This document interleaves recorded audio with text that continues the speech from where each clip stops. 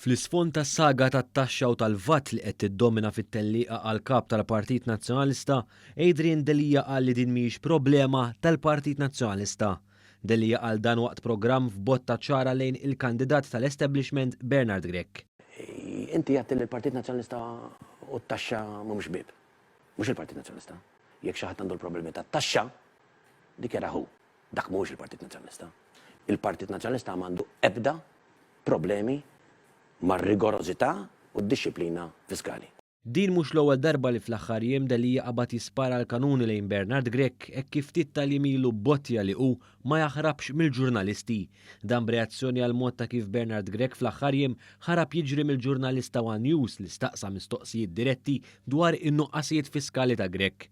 Tul l-intervista d-diskors baqa' fuq l-establishment tal-Partit Nazzjonalista. Fost oħrajn akkużhom bħala giddibin. Il-proponenti ewlenin li firmaw dik il-petizzjoni kienu qalu issa nagħmlu din il-konferma tal-kap, imma mbagħad all hands on deck għax ikonna dik il-konferma rridu naħdmu lkoll flimkien. Mhux vera? Gidbu, ma kienx hekk. Iddeskrivihom ukoll bħala nies li jew jilagħbu huma jew iħassru. Inti ma tistax tgħid isma' jew nilab kif ngħid jien jew nħassar. Jew nibqa' nikmanda jien u niddetta jien jew inkella ma jkunx hemm maqda.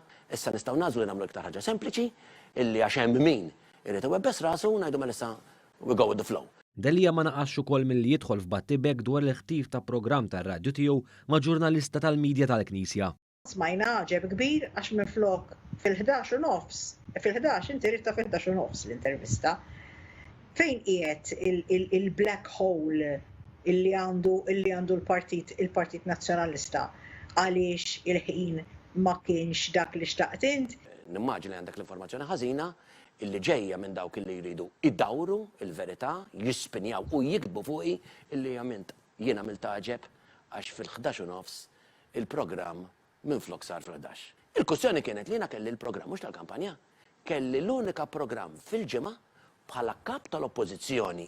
Dwar l-establishment Delija wera l-bib tal-barra lil dawk li minn dejjem opponew il-mod ta' tmexxija tiegħu tal-Partit Nazzjonalista li issa huwa mifrud aktar minn qatt qabel. Dawk li rreżistew dan il-muġġiet tal-politika irridu jiddeċidu.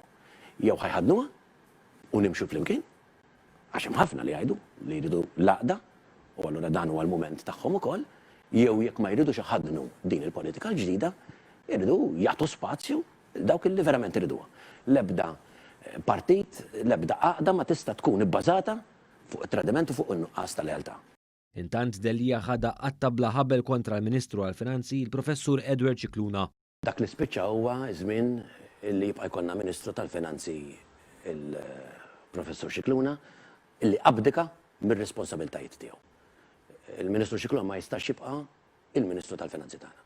Dan minkejja li taħt it-tmexxija tal-Ministru Cicluna għal dawn l-aħħar 7 snin konsekuttivi il-pensjonanti raw żieda wara oħra fil-pensjoni tagħhom. Żieda li fl-aħħar jiem il-Ministru Cicluna kkonferma li ser terġa' tkun hemm fil-budget li ġej. Kull sena wieħed jistenna żidiet. Aħna qed nagħmlu l-istess ħaġa, inħabbruha fil-budget li ġej, però il-pensjonanti magħhom mistrieħ li dal-gvern qatt ma nisihom.